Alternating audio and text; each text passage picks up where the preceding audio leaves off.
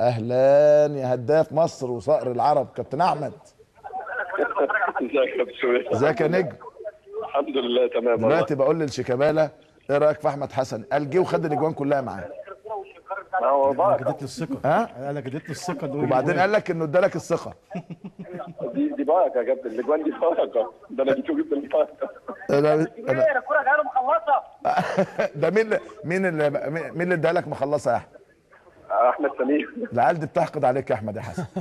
لا لا لا، ده كلهم اخواتي وكلهم حبايبي والله، ويا رب ان شاء الله ربنا يكمل على خير كده وتفضل الروح دي بينا كده يعني، والله في الاول وفي الاخر كابتن.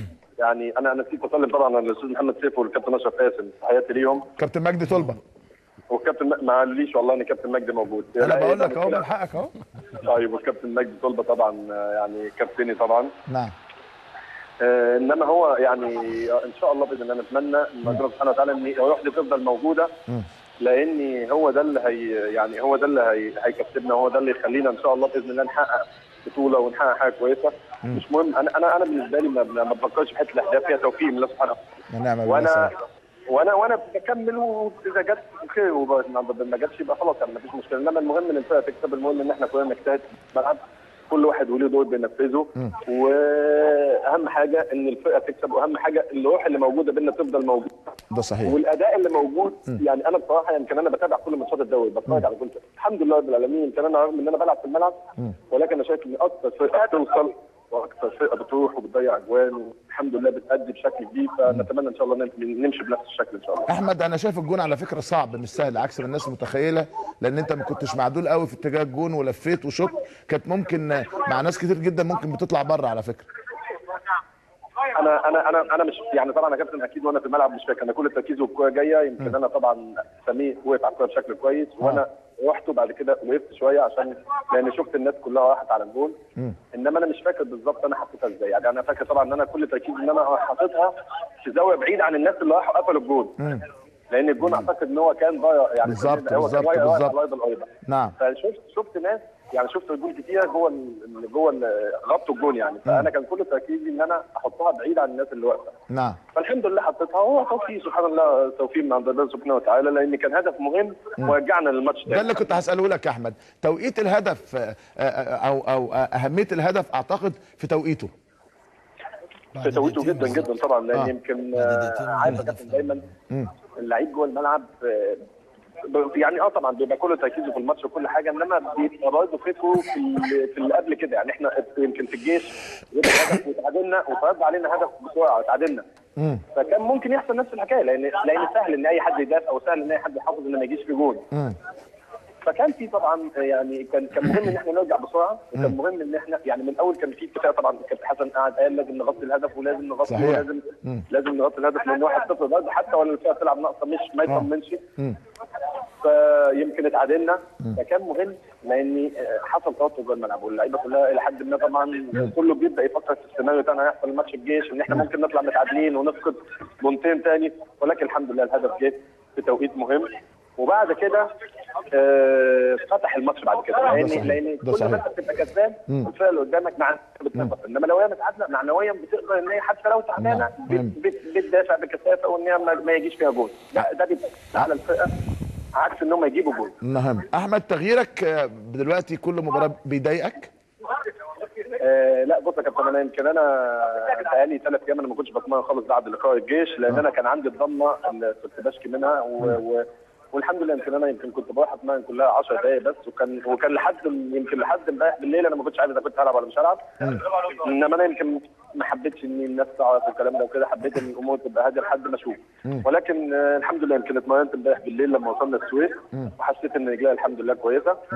فاحنا بنلعب دلوقتي كل 4 ايام يا كابتن، هي الفكره على فكره انا ما بتضايقش ان انا بتغير، ولكن الفكره كلها لما بيكون حد بيحترمك وحد بيقدرك وحد بيعرفك وفعلا بيقدرك، دي ما فيش مشكله بالنسبه لي. يمكن الكابتن حسن طبعا احنا دلوقتي بنلعب كل 4 ايام، ضغط شديد طبعا، ضغط شديد جدا جدا جدا، انا بالنسبه لي ما عنديش مشكله طالما بادي وطالما الحمد لله بنفذ المطلوب مني، وكمان ربنا بيوفقني ان انا بحقق اهداف، بالعكس لاني بعد هذا كان خلاص احنا عندنا ماتش ثاني فلازم اكون جاهز بشكل قوي.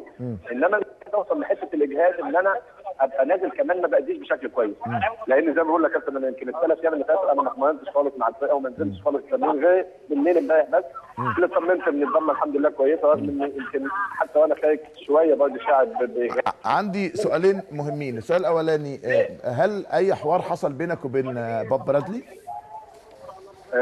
هو الحوار اللي حصل بس يا كابتن لما جه ظهر المنتخب الاولمبي واعتقد ان الراجل يمكن اتكلم معايا بشكل كويس وقال لي انا يعني تابعتك في كل الماتشات اللي انا اتفرجت عليها وانت بتأدي بشكل كويس وبتمنى التوفيق ليك ان شاء الله. انما ما بتتعرفناش طبعا انا موجوده ومش موجوده والكلام ده كله خالص. انما وانا كمان نفس الحكايه شكرته طبعا على الكلام ده وقلت له ان احنا كلنا بنساندك كلنا طبعا معاك وبنتمنى لك التوفيق ايا كان احنا موجودين او مش موجودين لان طبعا ده منتخب مصر احنا كلنا هنساندك كلنا هنكون معاك طبعا. نعم. السؤال الثاني خلع فانيله احمد حسن وعارف انها بتبقى بانذار واتكررت اكتر من مره، مش شايف انها ممكن تبعدك عن المباريات وانت وجودك في الملعب شيء اساسي بالنسبه لك يعني؟ والله يا كابتن معلش طبعا انا يمكن الناس الحمد لله مش متعوده انا اتكررت مني بس لما بتكون في وقت ساعات الدنيا مضغوطه فبيبقى تعبير عن الصراحه بس انما مش حاجه وكده. انما انا يمكن ما بحبش طبعا انا اخد انذارات سهله وكده. انما هو ده اول انذار ليا من يمكن ما جيت نادي الزمالك فان شاء الله ما تتكررش تاني باذن الله وما نتحطش في الموقف ده. انما انا قبل ما تقفل يا كابتن معايا بس اتفضل. انا في حاجه بس عايز اتمنى جمهور نادي الزمالك ايوه جمهور مصر كله بكل انتماءاته. نعم يا جماعه يعني احنا فينا دلوقتي كوره كانت منافسه بين الانديه وبين بعضيها حاجه حلوه الناس كلها مبسوطه بيها. دلوقتي بقت منافسه مين اللي يضرب ومين اللي يولع شماريخ ومين اللي يعني انا مش عارف بجد يعني والله الواحد فعلا حزين اللي بيحصل حزين اللي بيشوفه. يعني الناس عايزه ان احنا نلغي كره القدم عشان ما يبقاش فيه اللي احنا بنشوفه ده. فده دوركم يا كابتن ان انتوا توعوا الناس ويبقى في توعيه للاستاذ محمد سيف موجود ودور الاعلام ان فعلا يبقى في توعيه للناس. يا جماعه احنا عايزين الجمهور يبقى موجود يساند ويدعم فرقته بدون يعني اساءه لاي حد وبدون يعني الناس. على فكره هو النهارده اتحاد الكوره لما بيحط قواعد ولوائح هو ما بيمنعش حد ان هو يقول له لا يعني الناس واخدها تحدي مش فاهم ليه يعني في لوائح وقوانين ويجب ان الناس كلها تحترمها يجب ان الجماهير كلها تحترمها. هم ما بيحجروش على حد ان شجع زي ما انت عايز وساند فرقتك زي ما انت عايز وساند نجومك زي ما انت عايز. انما احنا النهارده كمان يعني احنا من امبارح للنهارده سفر 3 ساعات او 4 ساعات احنا متبهدلين عشان نيجي نلعب هنا في السويس. طب احنا عايزين نلعب في ملعبنا وفي وسط جمهورنا ونبقى سعيد ويبقى جمهورنا مبسوط بينا واحنا مبسوطين بيهم. فنتمنى ان شاء الله الهدوء من الجماهير ونتمنى كمان من الناس اللي بتحبهم الجماهير سواء لاعبين سواء مسؤولين في الانديه سواء رؤساء انديه ان هم يطلعوا يوعوا الناس. صحيح يا جماعه يعني احنا لازم نتكلم الاستوديو كل الكلام اللي احنا ونبدا نعم. كابتن احمد حسن اشكرك شكرا جزيلا.